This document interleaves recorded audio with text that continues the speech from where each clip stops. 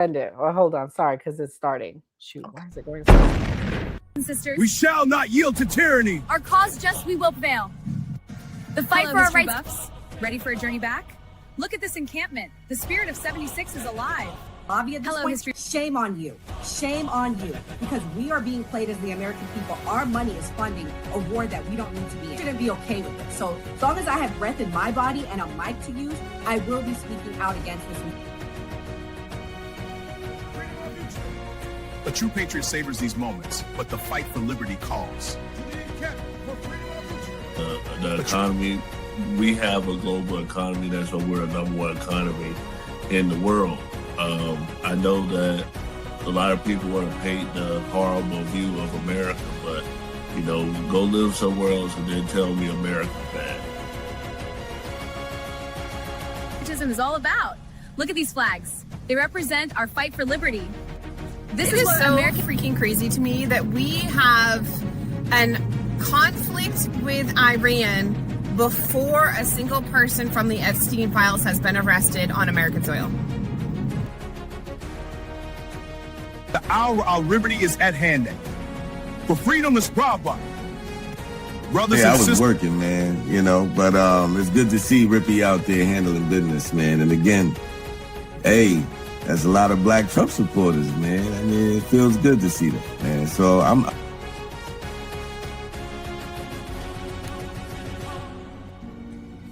My fellow patriots, the hour of decision is upon us. Let us march forth with courage to secure our liberty. A real coach.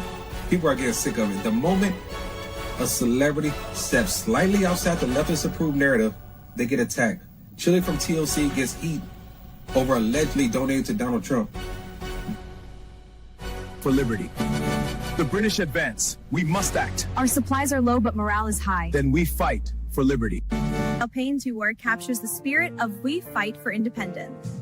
With Welcome to people my- that said they were anti-war. I think they said no new wars. Yeah, they voted for a president that was not going to start any new wars. And what's funny to me is that not only were you lied to, not only did this man start this and get out of the freedom. Greetings from the encampment. The spirit of liberty is strong. We will fight for our rights and our freedom. Just in order to get the Greater Israel Project accomplished, you have to kill people. That's why it's wrong. Killing people is wrong, full stop. So you can try to make sense of it with, well, it's a threat and this and that. There's no greater threat than the United States empire. To the encampment. For liberty. And what I've learned, and I'm not a liberal or a Democrat. I voted for Trump the first time, but he's become a politician. He lies like all the other politicians. He deceives like all the other politicians. Endures through every change and challenge. We stand at the dawn of liberty, unshaken by the trials ahead. Our cause in I'm going to go out on the limb and say anybody that sits in that oval does not like Americans. They love the United States, though, which is the politics, but they don't love the Americans. Americans are farmers. Americans are mechanics. Americans are school teachers. Americans are mom and pop businesses. And flaming!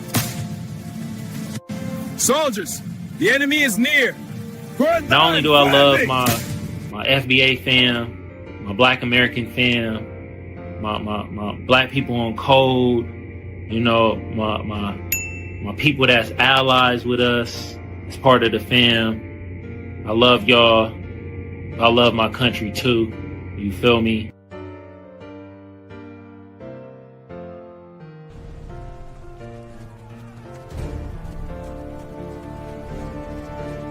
People see my physique and assume I'm just some dumb Chad.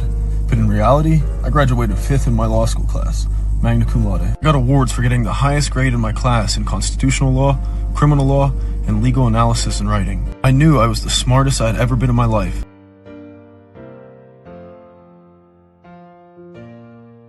The cause to victory. To victory. These pastries are wonderful. Indeed, but we must stay vigilant. questions about the FBI director in The Atlantic has landed the magazine in hot water, as Kash Patel files a shocking $250 million defamation lawsuit. After a report in the outlet alleged the director had, quote, bouts of excessive drinking and a number of, quote, unexplained absences. What are the wild claims about Patel in The Atlantic, and how is he responding? Here's what you need to know.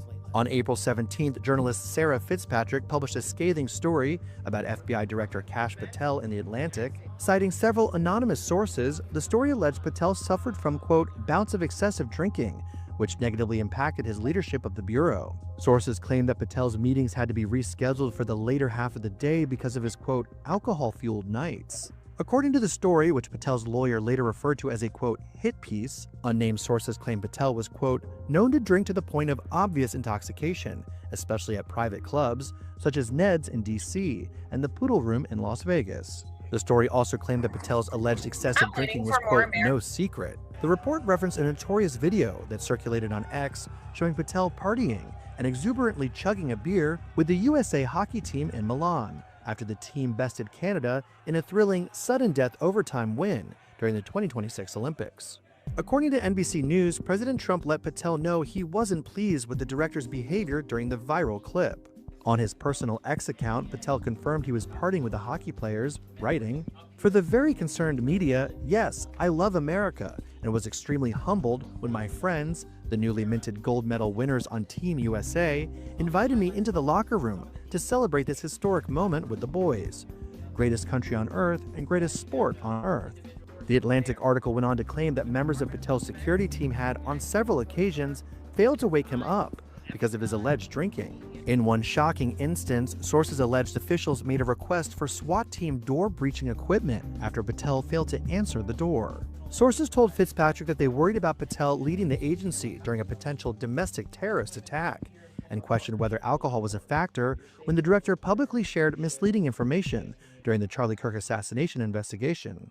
Jesse Banal, the FBI director's attorney, shared a letter on X that was sent to Fitzpatrick before her story was published, asserting that, quote, most of the article's claims about Patel were, quote, false, unsourced, and facially defamatory. The lawyer specifically called out an allegation about Patel's security detail requesting breaching equipment to get into his locked room, writing that the claim, quote, has no corroborating public record whatsoever and appears to be either fabricated or drawn from a single hostile and unreliable source. Patel also denied the allegations in the story, telling the reporter in a statement, "Print it, all false, I'll see you in court. Bring your checkbook." After the Atlantic article dropped, Patel immediately went on the offensive and doubled down, telling Fox News host Maria Bartiromo that he'd see the outlet in court. I'm happy to announce on your show that we are not going to take this laying down. You want to attack my character? Come at me. Bring it on. I'll see you in court. So you're going to sue them? Absolutely. It's coming tomorrow. And Patel followed through, filing a whopping $250 million defamation suit in U.S. District Court. According to Reuters, the suit alleges that The Atlantic acted with actual malice and ignored Patel's lawyers' pre-publication doubts about the story's accuracy. The legal complaint alleges that The Atlantic, quote, crossed the legal line. Erica Knight, the FBI director's communication strategist, described the story as one, quote, every real DC reporter chased, couldn't verify, and passed on. But Fitzgerald isn't backing down from her reporting, telling Jen Psaki on MS Now that she stands by every word in the story. Patel's advisor, Erica Knight, called your piece fabricated stories. She said that every serious DC reporter passed on. Sarah Fitzpatrick and Jeffrey Goldberg printed it anyway. Lawsuit is being filed. What do you say to that? I say that I am a very careful, very diligent, award-winning investigative reporter with a history of award-winning work across multiple organizations. You and I, in fact, have worked together previously. I stand by every word of this reporting. Disclaimer. The views and opinions expressed on this panel show are those of the individual speakers and do not necessarily reflect the views or positions of this channel, its affiliates, sponsors, or production team. This content is intended for informational and entertainment purposes only. Viewer discretion is advised. We encourage respectful dialogue and critical thinking around the topics discussed. Party. Why I like the new party? Number one, it's a group of people that's on a panel. We all have differences, but we all basically still come together at the end of the day. The new party for me is about unity. The new party for me is about educating people to the truth, letting people know what's been going on in our country. With that being said, shout out to the new party, man. We're gonna keep it going with y'all.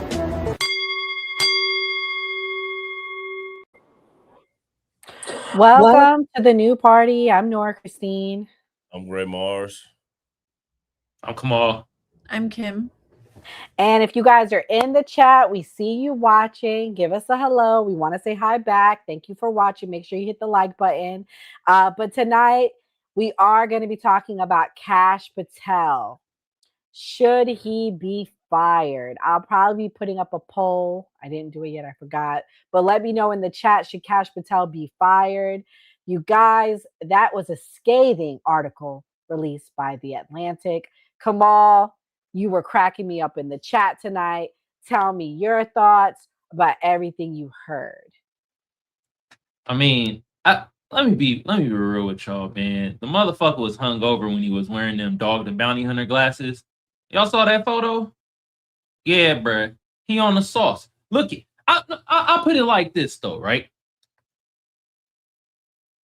He does be doing his job though. Slim did break it down yesterday and said he be getting shit done. And this is my thing. From the clips we saw, it says he a drinker. I don't know if he a drinker, but he allegedly, I think he on Adderall or the Coca Raw. Something raw. He's sniffing something up his damn nose, allegedly. And we got to say allegedly, y'all, today on the panel, because we don't want Kash Patel to sue our ass. All right? So, at the end of the day, like, if he getting his job done, I don't know what to say. I just, it's hard for me to say, but we know Kamal, the nigga you always show proof, like on your show. One thing I like, so you guys go watch Kamal's channel. He always has the receipt. Kamal, can you read that first receipt we have? It says, judge tosses Kash Patel's defamation suit against former MSNBC contributor Frank Figalagazugi. Or whatever the hell. So pretty much, guys, the first case he had has been tossed. Patel sued him over comments he made on Morning Joe about the FBI director's evening activities. Yeah, well, reportedly, he's been visible at nightclubs far more than he has been on the 7th floor. So yes, he bragged yesterday, which I'll play the clip next. He bragged he don't be taking days off, but why you gotta take days off when you at the nightclub next door? You don't gotta take days off. You still go to work, you still clock in, you go take you a long lunch break at the nightclub. You don't gotta take days off if you showing up and you having fun while you showing up to work. But I digress. You say you think he's doing a good job. I don't believe we have Who Killed Charlie Kirk, but that's another conversation. Let me play this clip right here. This was him getting mad when he was asked why he was locked out of the government official databases. Login issue. Just explain the computer login issue. You were not able to log into your lawsuit contends that you were not able to log into the system. What did you think after you were unable to log into the system? Let's have a survey. How many of you people believe that's true? Hang on. Did you communicate? You asked the question. Let me answer it. No, let me. No. Did you communicate with anyone that you thought you were fired after you were unable to log into? The problem with you and your report. Don't cut me off. You asked the question. Straightforward question. The problem with you and your baseless reporting is that is an absolute lie. It was never said. It never happened. And I will serve in this administration as long as the president and the attorney general want me to do so. And every time you guys report false lies, every time you guys raise baseless questions, when we are here to talk about the Southern Poverty Law Center's $3 million decade-long scheme to fraudulently fleece Americans, you are off topic. Straightforward question. Did you talk to anybody about whether you thought you The were simple answer to your question is you are lying, and every time you do so, I've answered your question. It's simply as follows. I was never locked out of my systems. Anybody who says it, anyone that says the opposite is lying. Thank you. Look, man, stop. You're being extraordinarily rude. And I know maybe that's part of your profession, but please just stop. If you ask a question, he can answer it. And then, wait, now you're interrupting. You muted. So Kim, you raised your hand. When I said, please, let us know who believes, when he asked the question, he asked it, you raised your hand. Kim, why did you raise your hand? And do you think that the reporter was being extremely rude to him? I think the reporter was trying to agitate him. It's obvious. I mean, that's good. That's a good reporter, But I believe it. I mean, that actually happened to me at my job where I got locked out of my email and I just went up to my boss and I was like, am I getting fired or something? Because that's what you would think. If you get locked out of an email, that's what you would think. And I can see why. This guy is a mess. This guy is a hot mess. That scathing article against him, I believe it. And I don't know what the equivalent is of a high functioning pothead of a drunk, but I've seen productive drunks. I've met trial winning lawyers that are drunks, right? Or coke heads and Adderall. Yeah, I've met people who are on Adderall, but they're productive and they're high functioning. I didn't know that. I guess you said that he's still doing his job or getting stuff done. I didn't know that. I mean, is he still getting the job done? More importantly, is he doing what Donald Trump wants him to do? I don't think so, because he looks stupid. And there's rumors of him already about getting fired because he looks so stupid. And I think the job working under Donald Trump is mostly just not making him look bad. I mean, a lot of the things that he asks you to do, you probably can't, but you have to just not make him look bad. It's not that hard. Delegate some work and don't make him look bad, because once you do, he's going to get rid of you. Fair enough. In this next clip, guys, the Democrats are definitely asking questions. Let's hear what they had to say. This was a Democrat representative, and he wants Kash Patel to do one thing. Direct message for Acting Attorney General Todd Blanche. House Democrats on the Judiciary Committee are demanding that Kash Patel take an alcohol abuse test. And Mr. Blanche, you work in a building with a giant banner of Donald Trump's face. You know how important alcoholism and alcohol abuse is to the president. So you should also demand that Kash Patel take this alcohol abuse test. Do not hide this information from Donald Trump or the American people. We deserve to know if Kash Patel is an alcoholic. Okay, Gray, our only real Democrat on the panel. The only one tonight. I don't even think Skeptic is one. I think the only one on the team. Does the Democrats have a right to demand Kash Patel take that alcohol test? What do you think? Well, as someone that was kicked out of the military for failing a drug test, I think any government employee should be tested because that's just how it is with the government. As far as him saying that, him coming in and acting like he got fired, I was in the same situation. I took a drug test and I knew I didn't know anybody. I can go, doctor, somebody was there and I could be like, hey, bro, pee in this cup for me real quick, blah, blah, blah. I wasn't in that situation, so I couldn't talk to anybody. So I knew I was screwed. So I had to pee. And then when I came to work, everybody was looking at me whispering like, shh. I'm like, oh, I'm screwed. I'm screwed. And one of Nora exes was there and he was looking at me like, but he didn't tell me anything. So I'm just like, okay, I got to come up with a plan. Yeah, he ratted on you. He tried to save himself, but in the turn, all he got was whatever. But yes, he ratted on you. He got some stuff from me, but it is what it is. So I already kind of knew. But unlike Kash Patel, I did freak out. I went and I sat down. I said, hey, it is what it is. This is about to go down. And then I walked in a room and they had me surrounded by people. And I was like, hey. You okay? Yeah. I went to Cali one weekend and that's what happened. And they was like, no, you're a regular smoker. And I said, okay. And we talked about it and that's what happened. But as a government employee, you have to pass a drug test and you have to be able to do your job. If you are doing drugs, they're going to think you can't do your job. Or if you're drinking, if you're doing all types of stuff, but drugs specifically. I don't know about alcohol. Fair enough. But this clip explains a little bit better, and then we'll get Mia in here to comment. This is them explaining why they want answers. On the House Judiciary Committee have sent a letter to FBI Director Kash Patel requesting information after The Atlantic published a scathing report alleging excessive drinking and concerns about his job performance.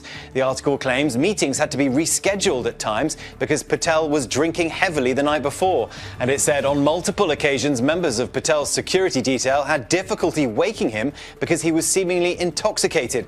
Patel is now suing The Atlantic for defamation, calling the allegations categorically false and demanding $250 million in damages. I've never been intoxicated on the job, and that is why we filed a $250 million defamation lawsuit. And any one of you that wants to participate, bring it on. I'll see you in court. The Atlantic is standing by its reporting, calling Patel's lawsuit meritless. All right, Mia, should he be fired? What do you think? I mean,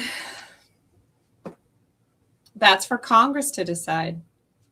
All Congress needs is a simple majority vote. 218 of them can decide to bring articles of impeachment against him. And then 2/3 of the Senate can decide he's not doing his job and they can impeach him. People forget that we can impeach these people just because Donald Trump bequeaths them the crown of whatever sector they are heading. We can remove them. And if the government feels like he's not doing his job, then they should remove him. I mean, I believe The Atlantic. This is very classic. Super high number, scare tactics. They want to settle outside of court. But I believe The Atlantic wants to do they want discovery. And he doesn't want that. He does not want discovery because he's going to have to turn everything over. And the records for the government are pretty impeccable. So, I mean, I hope it plays out. Because every keystroke, everything, all of the videos, everything. You think The Atlantic can't afford the best team of lawyers in the country? I've seen the government's lawyers. They're not that good. I've watched them try to go in front of the Supreme Court and argue. They're not that good. The Atlantic should take this all the way to hell, and they should drag Kash Patel with them. I can't wait for the discovery. I bet Kash Patel will drop it. I'll bet Trump will fire him, if anything, before this could get to trial. Mia, what I'm hearing is Trump is very angry with him. Trump does not like the fact that that clip that came out, Trump was upset by. Trump is very adamant. He does not like drug use. He does not like alcohol. He's very passionate about that. And I do believe that about Trump. So, yeah, I think that Kash Patel, my prediction is he's going to be out by the end of the year. I mean, Donald Trump's children's, like his kids have never been busted with alcohol. They've never busted with drugs, though thus far that we know of. So, I mean, it's pretty substantiated. Clearly, at least his family and his inner circle, he doesn't like to be alcoholics or drug users. Wait, Donald Trump's family? Yes. Yeah. You guys don't think Donald Trump Jr.'s coked the fuck out? Sorry. I mean, allegedly, possibly, yes, but Donald Trump is very passionate about that. He had a brother that was addict. You've never heard about, I say this, say what you want about him and women. You've never heard or seen Donald Trump drunk. And I truly believe that. No, he doesn't drink, right? Yeah, he's very passionate about it. And we've actually never seen Melania drink either. So I have a feeling it's one thing when they do like the ceremony toast with like the champagne flutes, but I've actually never seen them really drink in any of the videos and any of the photos. Neither one of them have any alcohol in their hands. Yeah, I remember that was a fun fact about him, that he doesn't drink alcohol. He's also the only president to ever not have a dog. Which is a red flag. A red flag to me. I got 2 dogs. I don't have a dog. He don't want them dogs. He said them dogs mess up the house. He ain't got money to be replacing that $75,000 couch from Italy. But okay, so we almost gonna wrap up the Kash Patel thing. Kash Patel has been they say he got a honeypot, y'all. Let's watch. Things twisted is not only very confusing, very out of left field for me, but also incredibly disheartening. I like to joke that, all of this was not on my bingo card, but here we are. Is Kash Patel's girlfriend She's a honeypotting the honeypot. FBI director? Alexis Wilkins gave a firm no to the rumor on the Megyn Kelly show, telling the Sirius XM host that she's definitely not an Israeli spy or an agent of Mossad sent to undermine U.S. national security. So here's what we know so far about the wild internet conspiracy theory. Online speculation began after the infamous Epstein Files memo dropped on July 6th. The Department of Justice and the FBI denied the existence of a client list and claimed the notorious sex pest, Jeffrey Epstein, died by suicide behind bars. But it only further opened a can of worms for President Trump and apparently Patel's much younger girlfriend. Conspiracy theorists zeroed in on Alexis Wilkins, a country singer who was born in Arkansas and began dating Patel 2 years ago.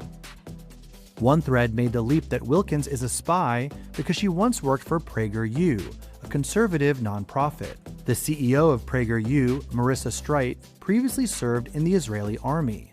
Another troll incorrectly claimed Wilkins was Jewish. And you've never lived in Israel. You're Christian, as far as I can glean. Is that true?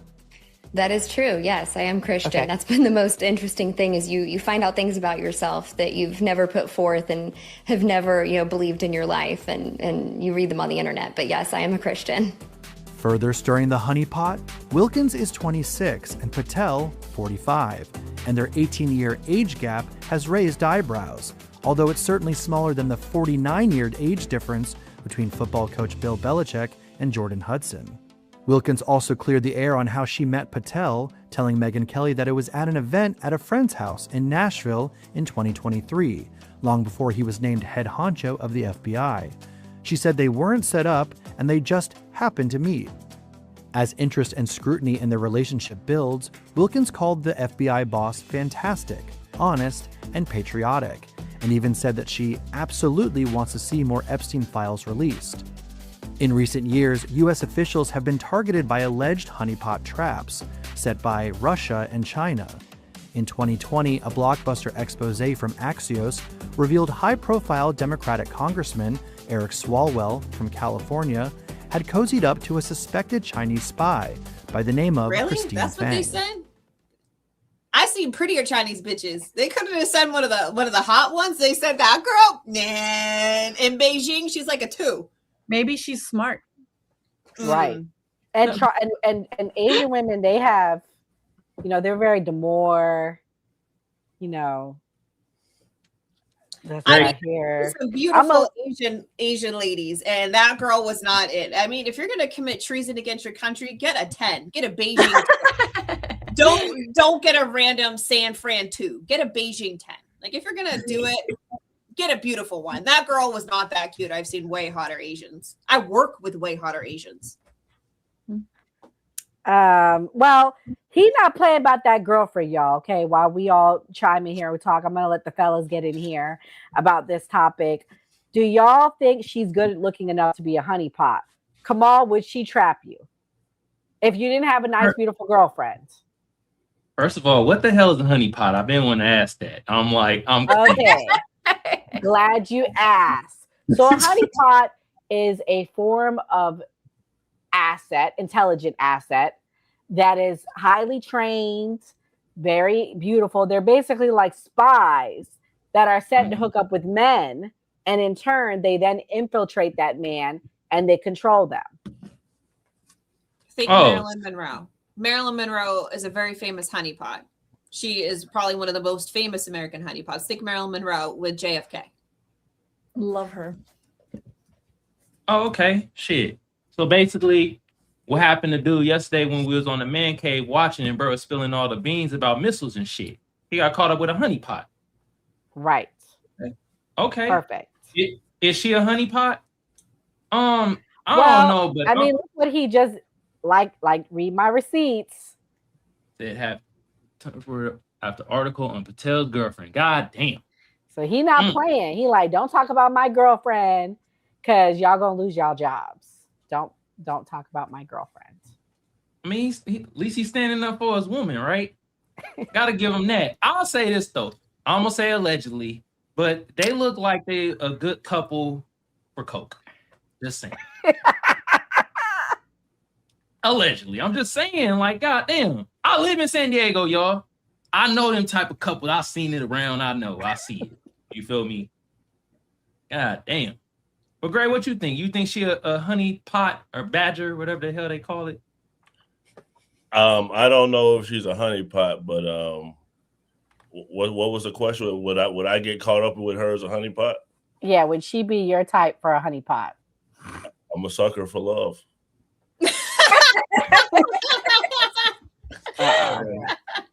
Come on, bro. So that's a yes. That's a yes. That's a I think yes. she passes. Sure. I think she passes effectively. Oh Lord. The other Well, lady didn't. The other Asian lady did not. I agree with Mia.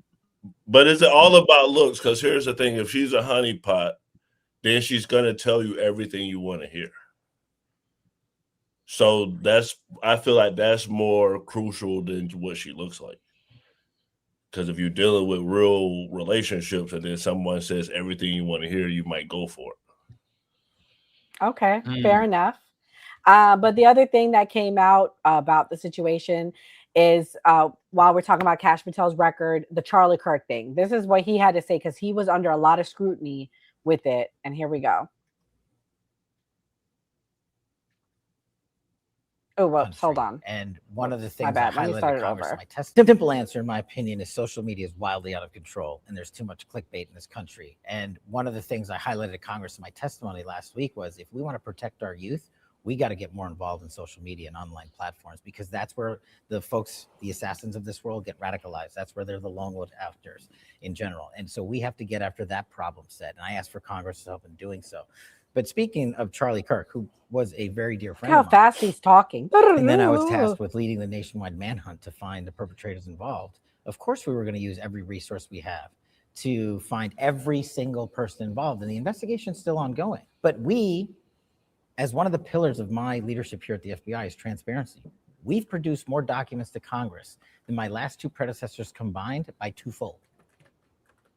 Just to put it in perspective. So when we take our investigations out to the streets, I have the same ethos. And this is how we got Charlie Kirk's alleged assassin, so fast. The Boston Marathon bomber, which happened in downtown Boston during the Boston Marathon, took 5 days, and there was a police officer was killed in that manhunt. Luigi Mangione, who allegedly murdered an individual, the CEO of the healthcare company, in downtown Manhattan in broad daylight, took 5 days to find him. Our investigation is very much ongoing. But we've also, Armstrong, in an unusual thing, put out publicly more information as to what we found, because it is of such public importance. The flip side of that is the social media people get involved and they come run with their crazy conspiracy theories because it makes them money. It gives them clickbait. And I don't work for them, and I don't respond to them. My duty is to the American people. If there was anyone else involved in Charlie Kirk's murder, you can look at our record. We'll find them and we'll get them. He talking about us, y'all. I know. You'll find them, we'll get them. And, and we got them in like 33 hours, 333. And me, I know you're a conspiracy theorist, so I know you know what 333 is. 333, like, bro, the eyes, I can't. Mia, what's your thoughts on everything he said? Are you satisfied with him as an FBI director? Did you get everything you voted for as far as the conspiracies, things being revealed? What do you think? I mean, I personally don't think that Tyler Robinson was the only murderer. I mean, I think I'm a conspiracy on this. I think Charlie's real murderer is still out there. I don't think it was him. However, I think Kash Patel, they do wonderful work lately with breaking up the sex trafficking rings all around the country and whatnot. Like, they are doing wonderful work in certain aspects. And there are other aspects that I wish they would strengthen. I mean,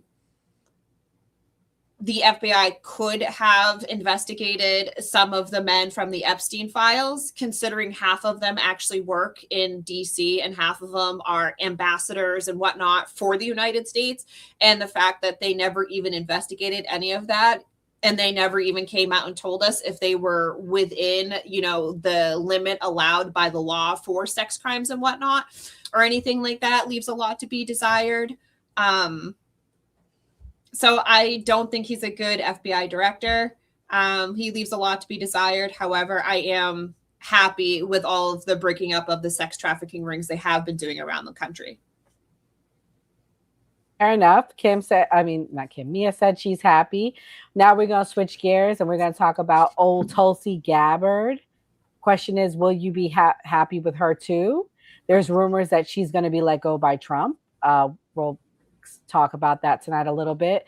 Here's this first clip. Tulsi said that, Trump said Tulsi's wrong. Let's see what he said she was wrong about. Intelligence you have that Iran is building a nuclear weapon. Your intelligence community has said they have no evidence that they are at this point. Well, then my intelligence community is wrong.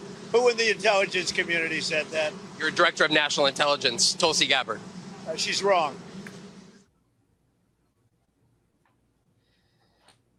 Kim, he said she's wrong. Is she out? I think that he is. I saw online that there's a rumor that she needs to be out before the midterms. Tulsi Gabbard, if you're seeing this, you should come out swinging. You should go, take the whole system down with you. I don't know, leak something, burn the shit down to the ground, whatever it is you need to do. What a fall from grace. I was a big fan of her when she stepped down as DNC chair to endorse Bernie. And she was supportive of that lawsuit against the DNC and Debbie Wasserman Schultz when they literally rigged it against him, the primary against him in 2016.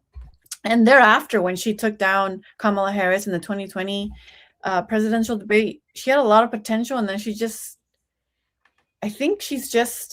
doesn't know where she's not principled. She doesn't know what she stands on. And now we see that. I think it was Joe Kent was under her. He's the one who resigned and is blowing the whistle on the war in Iran. I don't know what side she's on. I don't know if she's in on the inside doing the Lord's work. Maybe she's meticulously leaking things that we need to know. Maybe she's preventing anything bad. I don't know, but it does sound like they do want her to go, because why I think they want her to go is because Donald Trump. Joe. They're one and the same now, right? Joe, him, Trump. The same puppet, the same Yes. coins.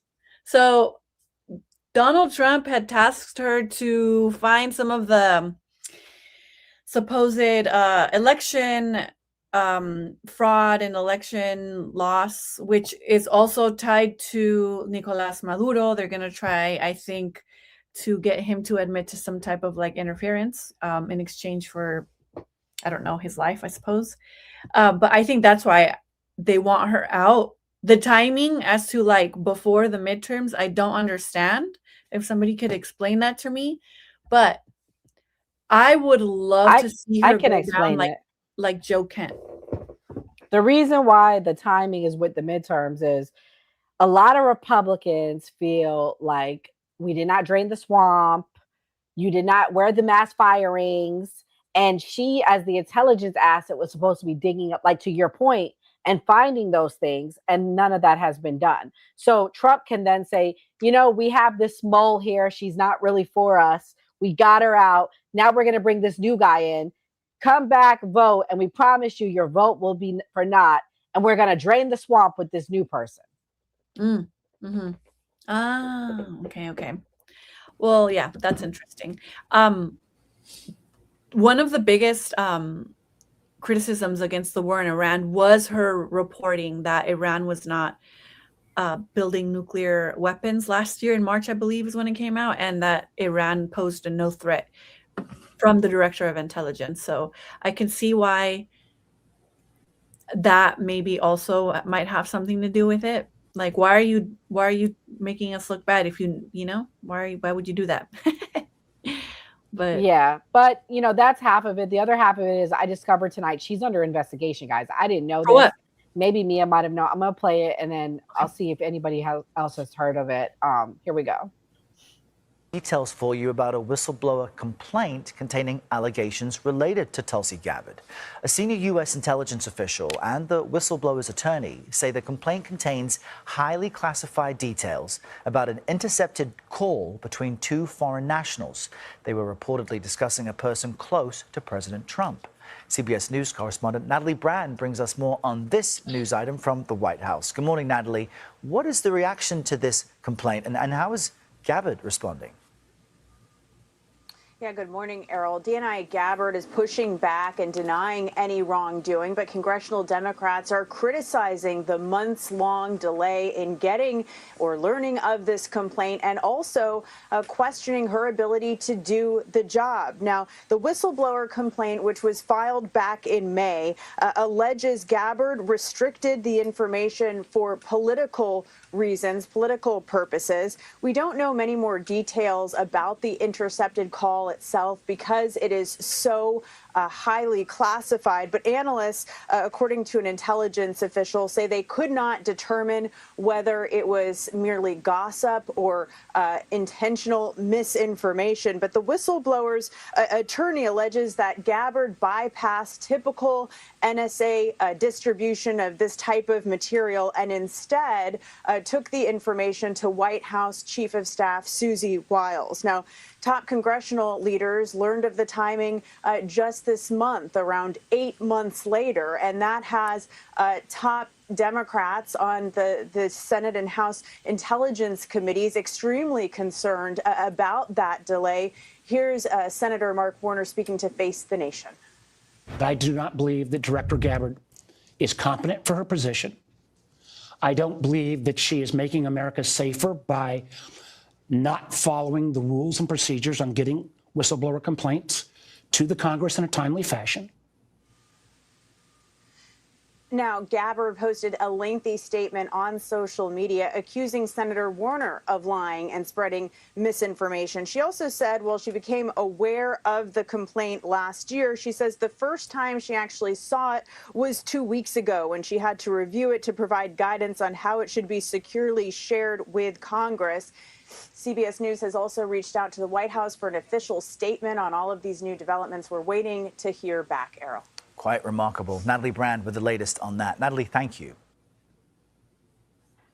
Okay, guys. So pretty much what I'm seeing here, like in my investigation, is that she found out in an NSA intercepted conversation between two foreign nationals that possibly linked to foreign intelligence agencies.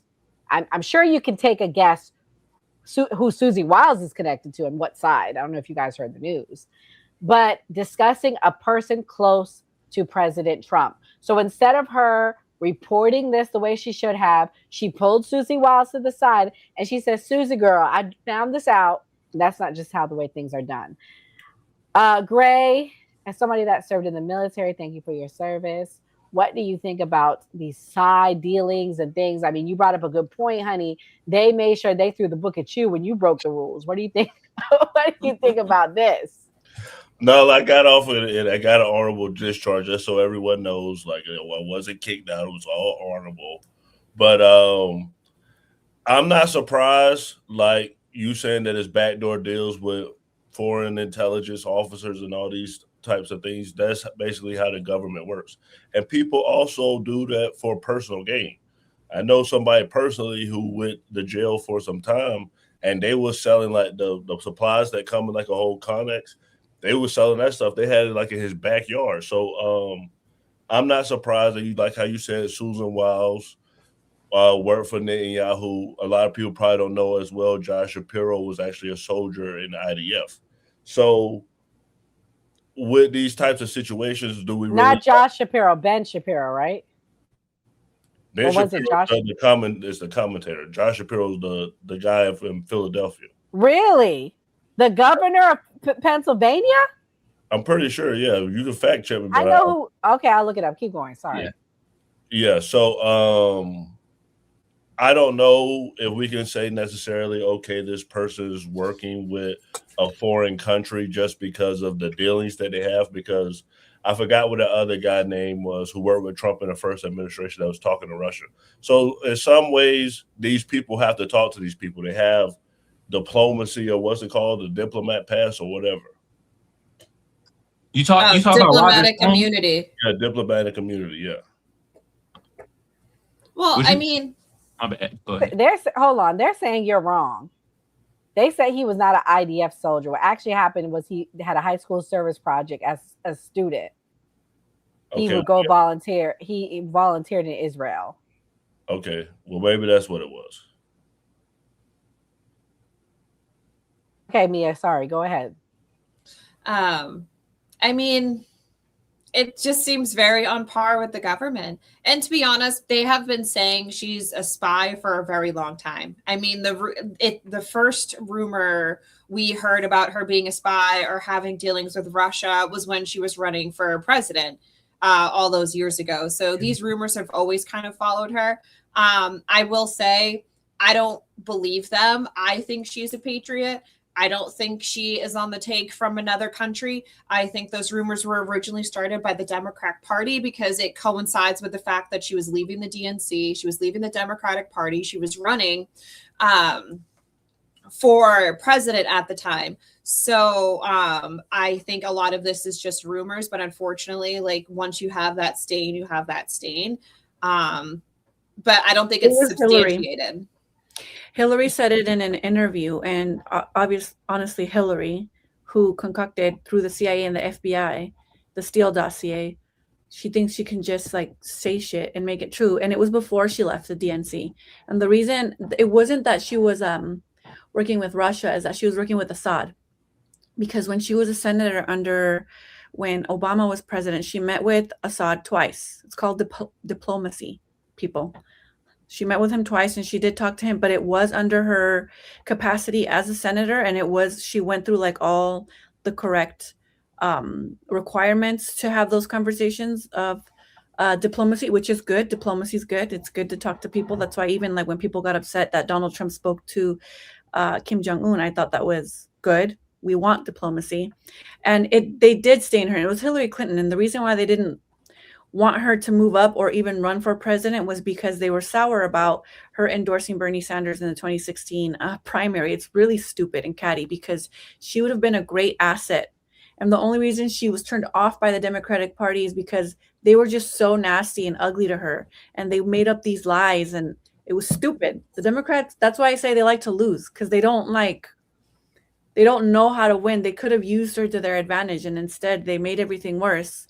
I do think that it was a big mistake on her to go full to the other side and go and work for Trump. That's a coward.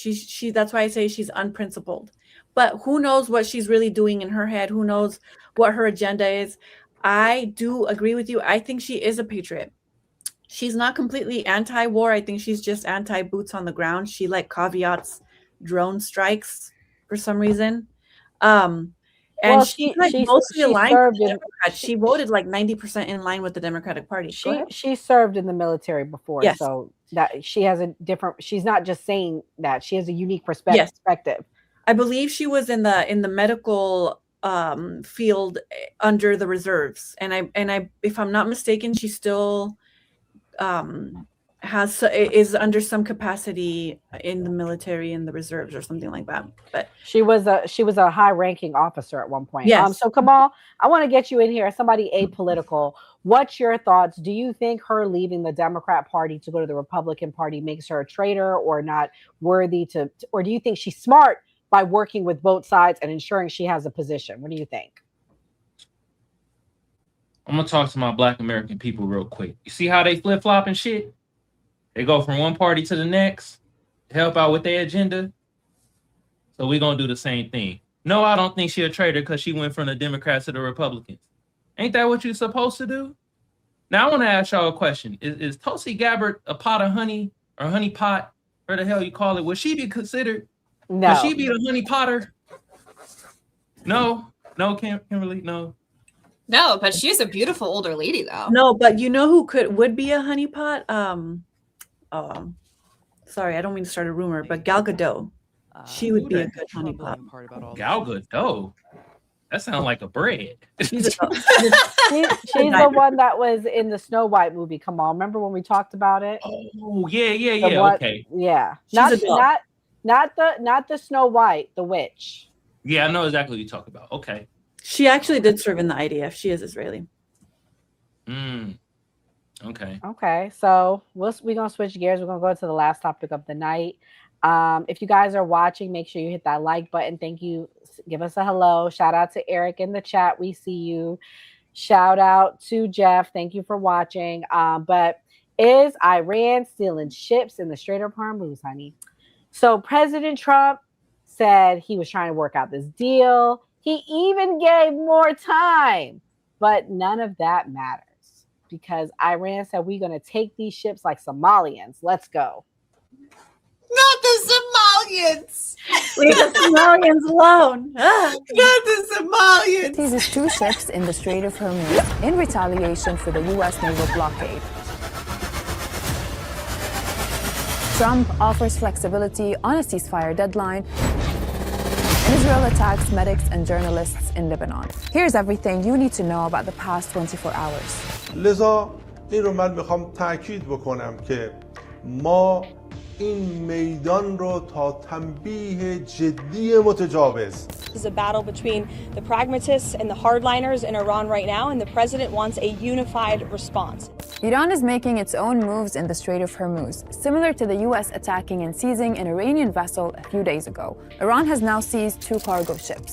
The Iranian military released footage of the operation and is threatening to attack more vessels in the area. This video and the timing of the incident is about sending a message that Iran can and will tighten control in the Strait unless the U.S. naval blockade of Iranian ports is lifted. The capture happened hours after U.S. President Donald Trump extended a ceasefire, but he maintained the blockade aimed at strangling Iran's economy. Iran's lead negotiator, Mohammad Bagher Ghalibaf, says reopening the Strait of Hormuz is now impossible with such flagrant breaches of the ceasefire.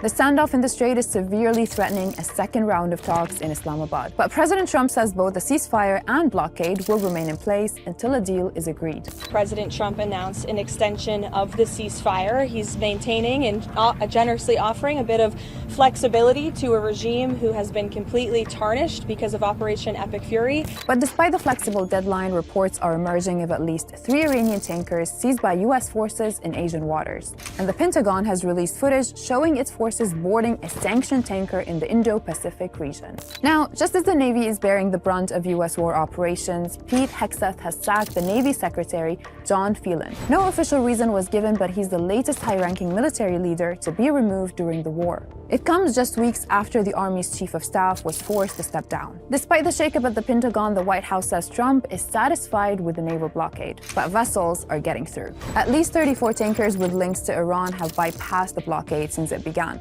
according to the cargo tracking group Fortexo. That's equivalent to 10 million barrels of oil, but that's a small figure compared to before the war, when 15 million barrels passed through the Strait of Hormuz every day. The other crucial issue is the truce in Lebanon, and the prime minister there is accusing Israel of war crimes after it attacked journalists and medics in the town of Atiri. The Al Akhbar reporter Amal Khalil was killed and her colleague Zainab Faraj was seriously injured. Israeli forces fired on medics and rescue workers trying to help them. Hezbollah says it wants it back and has again fired at Israeli positions. Those are the latest attacks in a wider war that is far from over. That's all from me today. Stay with us on Al Jazeera for all your developments in the war on Iran. Okay, so we got some pirates. They done called it the Somalis. The Somalis taught them the way. They should. You know what? That's what y'all get. Kamal, I'm talking to you. Mia, I'm talking to you. Y'all, mainly Mia. Mia, you made a lot of videos about the Somalis. Americans that made video about the Somalis, they said, you know what? We sick of y'all Americans. We're gonna call up Iran, and we're gonna teach them the way on how to seize these ships. I'm just kidding. Mia, what's your thoughts on the Iranian pirates? I mean, I'm not surprised at all. I mean, if there's a will, there's a way. And they're the ones that laid those sea mines, so they know exactly where to go and what to do and how to sneak out of their own area. I mean, and a lot of people don't understand. So they're saying, 30 ships got through, but it's like ships all the time turn off their tracking GPS transponders. So we don't really know how many ships are actually in the Strait of Hormuz. The Chinese ships all the time keep their transponders off, especially when they're fishing in protected seas like Patagonia and whatnot. We really have no idea what's going on, and we have no idea how many ships go to and from. We can only track them when they have their transponders on, and most of them have their transponders off. And then President Trump, told us 4 to 6 weeks, and now it's going to take at least 6 months for us to allegedly clear all the sea mines. So I don't know. We're going to be there dealing with piracy. Gray, what's your thoughts? You went and you served in Iraq. Did you ever go to Iran? Did you ever see the Strait of Hormuz? What do you think? Iran wasn't being talked about back then. Iraq was talked about. Afghanistan was talked about. What do I think as far as the pirates or? Yeah, what do you think about all this? You think Somalia went and go help them? I'm just kidding. But seriously, in all seriousness, it appears they're getting some sort of help. President Trump today said in a White House press briefing, what do you think about China giving weapons to Iran? He said, that's fine. I don't care. He's like, everybody helps their friends. So what do you think about his answer and about all of this? Well, I'm a Floridian, and so Rick Scott is a big name here. He was the senator for a long time, and he was being interviewed, and he said it doesn't matter if we lose the Iran war, because if they can affect China's economy and the oil be affected, then China's going to be affected regardless. So it seems like the end goal is to hurt China. That's what. Can I, sorry, two little things. China can just come back to us and say, pay us our debt. We bought a lot of your debt after the 2008 recession. Pay us, motherfuckers. So that's not smart. And then also after 9/11, during Iraq and Afghanistan, Iran was actually helping us with giving us intel about Al-Qaeda. And the Bush administration, I suppose, when somebody found out that, no, Iran's on the list of the 7 countries, including Somalia, from the clean break strategy, we can't be working with them because we're going to have to eventually attack them, 7 countries in 5 years, right? Then it was one of the Bush administration officials who went out and, like, out of the fucking blue was like, no, fuck Iran. We don't like them. And then Iran was like, wait, but we're helping you with Al-Qaeda, because Al-Qaeda was actually not from Iraq. They're from Saudi Arabia mostly. And so it was like a whole big fucking mess. And like, just to bring it all back to, this has to do with the Greater Israel Project, clean break strategy, 7 countries in 5 years. That's why we're in this. And the rich are going to stay rich. So, I mean, there, even like earlier today, Mia made a comment, and always just to remind us back to, like, you know, what the real truth of the matter is. Always, it's always a wealth distribution. They're just redistributing themselves all of the freaking wealth while we get crumbs. Let me say this, that is half of it, but Iran really has been helping terrorist groups, whether you think that they're terrorist groups or not. And I'm very critical of Israel. So what I'm about to say is somebody who's very critical of the things that Israel has done, but they are funding Hamas, they're funding Hezbollah, people who we as Americans, United States, our intelligence agencies consider as terrorist groups. So that was why, now I don't agree with us inserting ourselves necessarily and causing the situation we're seeing, but I do agree with the Trump administration to weaken them if they were doing that. And they have been found to do that. And many countries around the world are happy that this is happening because Iran is a problem. And I just want to say that it's not, yes, it does benefit Israel, but to some extent, but it also benefits our Gulf partners, because a lot of them, they don't like Iran. They want Iran gone. The problem is Iran has been around for 30,000 years for a reason. Right. I will say, so since 9/11, there have been many terrorist attacks in the last 30 years on our beloved country. None of them have been from Iran on our country. Iran poses a threat to Israel because Israel is expanding their borders, and they do fund terrorist organizations like Hezbollah.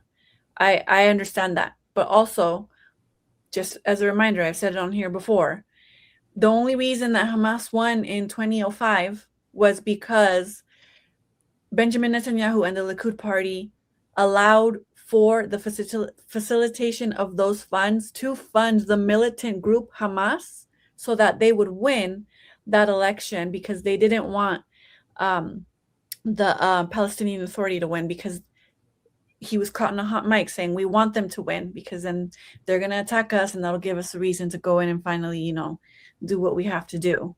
So, I mean, I'm not saying Iran are good. I do. They are tyrannical, right? I don't know any Iranian who defends the IRGC. Unlike like with Venezuela or Cuba, where you do get like at least, you know, a left-right leaning diversity of opinion. But personally, like even just like on the news, like I don't know Iranians who really support or supported the IRGC, because after we attacked them and martyred their religious leader, now they all went out after and protested against the United States, because nobody wants intervention, and nobody should want intervention because it never ends well. Yeah, I hear all that, but what I'm saying is, Israel is half of the story. I agree with you, but our Gulf partners is the other half of the story, and Israel's not the only one pushing President Trump to keep this going.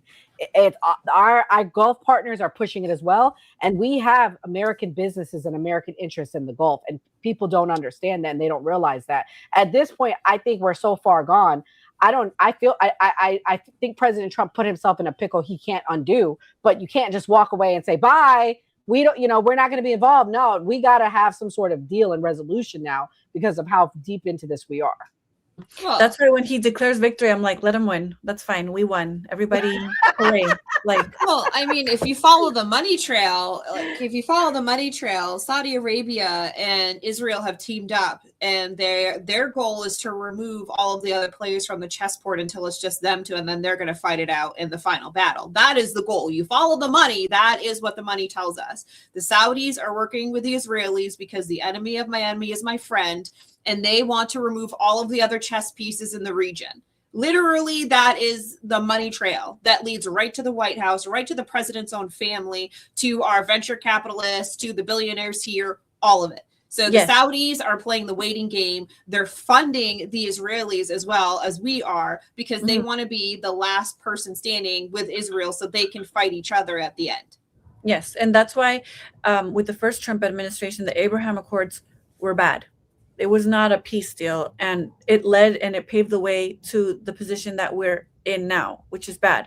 And also the Gulf states, our friends, they're not good people. I always use them as an example when people falsely say we're over here spreading democracy. No, we're not. We're friends with Saudi Arabia and the UAE. And no, and I fully agree with you, Kim, but I want to tell the full story because it's not just Israel pressuring him. And I think that that's being missed too, because we got to call it all out. Not only do I think we should cut off from them, but we need to cut off from those Gulf countries too. But the reality is I don't think we're going to be able to, because of those AI data centers that they're putting up there, and it benefits us. But wait, I have one last thing I want to play. This is a clip. This was our girl, Carolyn Levitt. And interestingly enough, Mia said it's her last day or something weird today. I'll let Mia talk about it after. But this is what she had to say about the Iran ships. Which remains as the White House slammed the regime for seizing ships after opening fire in the Gulf. These were not U.S. ships. These were not Israeli ships. These were two international vessels. These two ships were taken by speedy gunboats. Iran has gone from having the most lethal navy in the Middle East to now acting like a bunch of pirates. Yeah, they call it the Mosquito Navy. President Trump telling Fox he's in no rush to get a deal done after extending the ceasefire. Quote, he says, people say I want to get it over with because of the midterm. Not true. We want a good deal for the American people, adding the blockade scares Iran even more than the bombing. Okay, Kamal. What's up with the ski mask, they're asking? What do you think about what you just heard? Am I right? Is that giving you Somali vibes? What do you think? Look, first of all, Frank, the reason why they wearing ski masks is so they don't get water on their face. All right? Leave them the hell alone. or maybe all right? You know what I mean? That water cold. So second of all, y'all missing the point. All right. This is why we need Tulsi Gabbard. She got the X-Men Storm hair going. If she would have been out there, she would have stopped them pirates from doing that shit. You feel me? God damn. Where is Tulsi Gabbard when you need her? All right. But I will say this, though. It seems like this is creating like a black market. Hello, Greg. Greg, look at you know what Juicy water don't get in his face. All right. See? Ski mask. Yeah. Do you guys know the song by Juicy J? Gun plus a mask equals cash. I never heard That's that. what they're doing. A gun plus a mask equals cash from Juicy J. Man. But I will say this though, and I don't know if y'all agree with it, but it seems like all this happening is creating like a black market, and this is what happens in black markets. True. Right. So, but hey, Kimberly, let's prepare ourselves because goddamn gas gonna be like $8 before we know it. Oh my God, I just filled up again today and it's getting worse. I'm like, what's going on? Like, it's so, oh man, we're probably not even halfway there. Oh my God. Yeah, forget all you people from the East Coast and with that good $3 gas and shit. All Our right? gas went down, and then it was going down. We were down to $3.88 last week. Damn. You know what? I don't want to hear no more about gas, y'all. I think I'm gonna start putting the cheap gas. That's actually the one that's like bad for your car, because I always put Chevron. I'm just gonna start putting that. I don't even know what brand it is, but there's one right here, and it's always a little bit cheaper. I'm just gonna start. Do you have like a BJ's, a Sam's Club, or a Costco? My mom has Costco. I would go and get gas from there. That's where I've been getting my gas from. That's where my mom fills up at the Costco. Mm-hmm. Man, that gas still like $6.25. It's crazy. In Cali is crazy. You know, I did grocery shopping today, and milk at Walmart went up over $1. So I mean, we're already starting to see like dairy products are up at least 30 to 40%. I mean, eggs are going to be up as well. I mean, all of it is like it's going to be a little trickle down effect that, and you know, of course we're not going to be able to get any relief from the feds. Yeah. And I will say, I'll send you guys a report if I find it, if I didn't already send it, but a lot of that is inflation, obviously with the beef and the dairy and all that.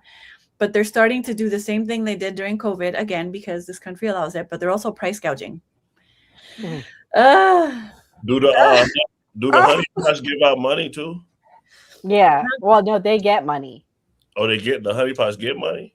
They get money. They're getting paid by federal, like the intelligence agencies to stay with the men. How can I be a honeypot? Like, I don't know. I know a lot of Mexican people. Like, how can I get into contact with some like narcos or something? Like, please. I don't know, girl. You don't want to be a honeypot to the narcos, man. These people here are gonna do that, but like those Spanish people cut your head off, girl. Don't do it. It's not worth it. Bad. It's bad. It is really bad. They always find like bags of dead bodies all around Guadalajara. They've been trying to suppress the stories because of the FIFA, but it's bad.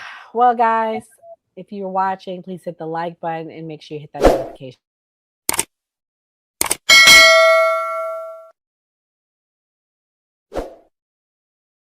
Man, hold on. Man, that's cap.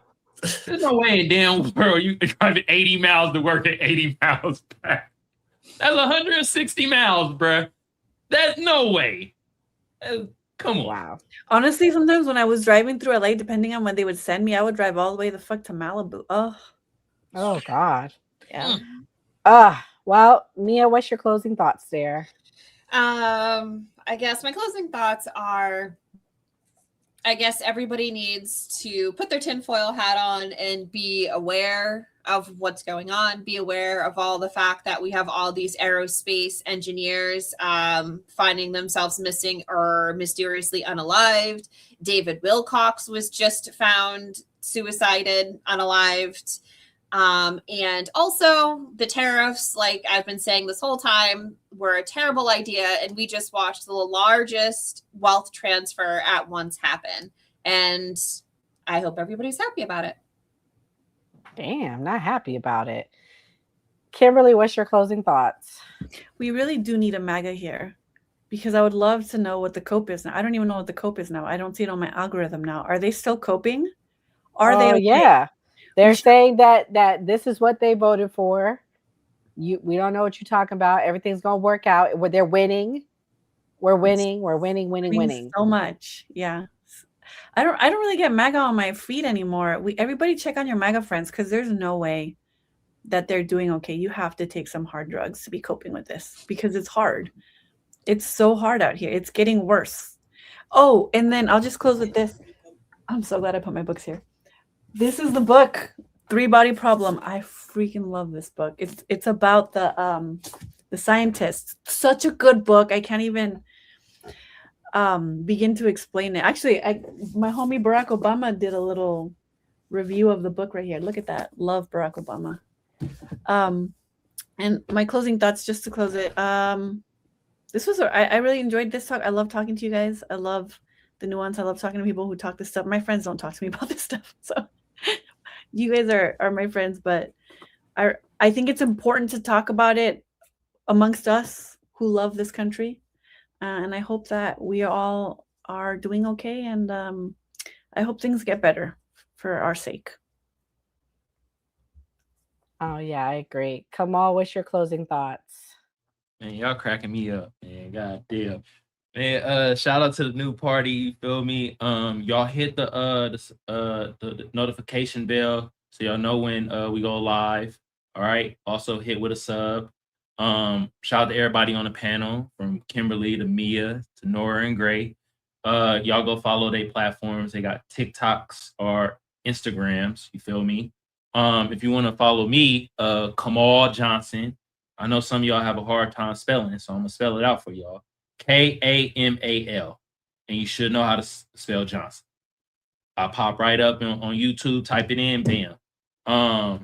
Yeah, this was a great episode. This was very informative. This was funny as hell. First of all, man, we need Tulsi Gabbard to get out there and whoop the asses of them Iranian pirates, man. Get your storm on. You got the hairdo. You might as well do what you're supposed to do. You feel me? You ain't been doing shit else.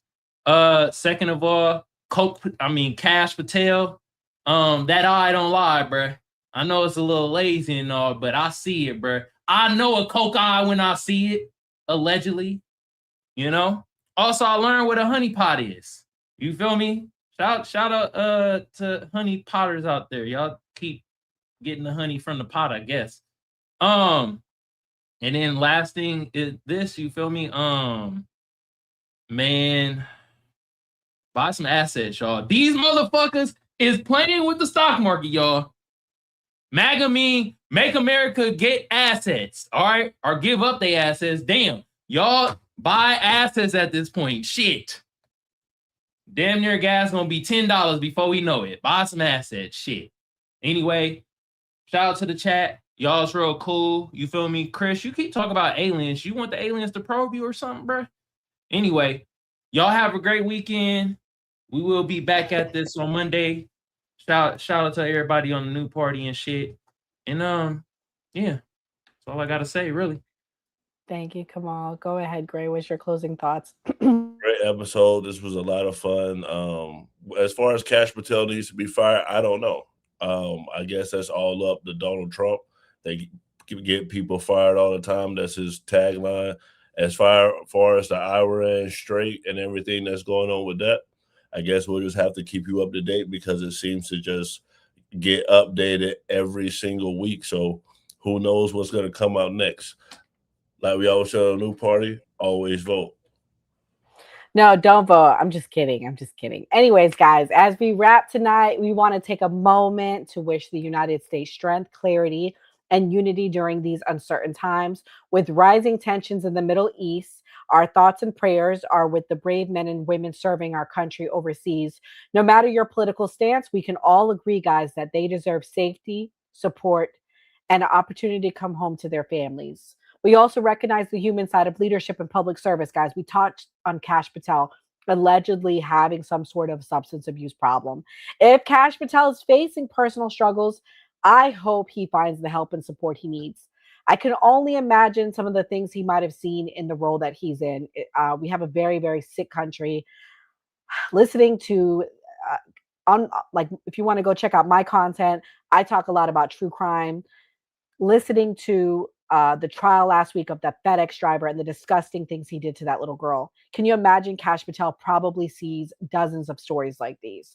So the pressure, the responsibility, and the things that he sees and may witness can weigh heavily. We need to give compassion, and I hope they can get him the help he needs. And as conversations around transparency continue, we hope voices like Tulsi Gabbard can bring clarity and truth to the American people. No matter where you stand politically, truth matters, guys. So God bless America, and may God continue to guide this nation and our president, President Trump, with wisdom and strength. Stay safe, take care of each other, and we'll see you next time. Come back next Monday, 8 p.m. Eastern Standard Time for the Man Cave. God bless and good night. Hello, history buffs. Ready for a journey back? Look at this encampment. The spirit of 76 is alive. Freedom of our future. A true patriot savors these moments, but the fight for liberty calls. To the encampment for freedom of our future. For liberty. This is what American patriotism is all about. Look at these flags. They represent our fight for liberty.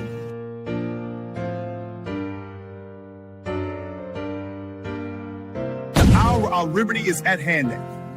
For freedom is robbed by. Secure our liberty. My fellow patriots, the hour of decision is upon us. Let us march forth with courage to secure our liberty. Welcome to my colonial home. Today, Del Payne's work captures the spirit of we fight for independence.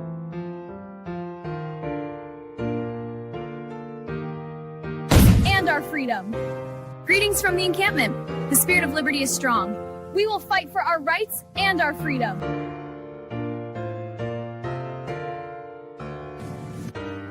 Hour is late. You must enact. To the encampment for liberty.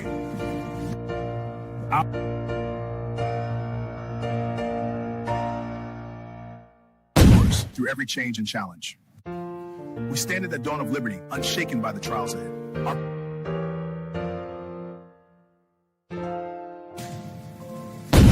Soldiers, the enemy is near. Front line, front me!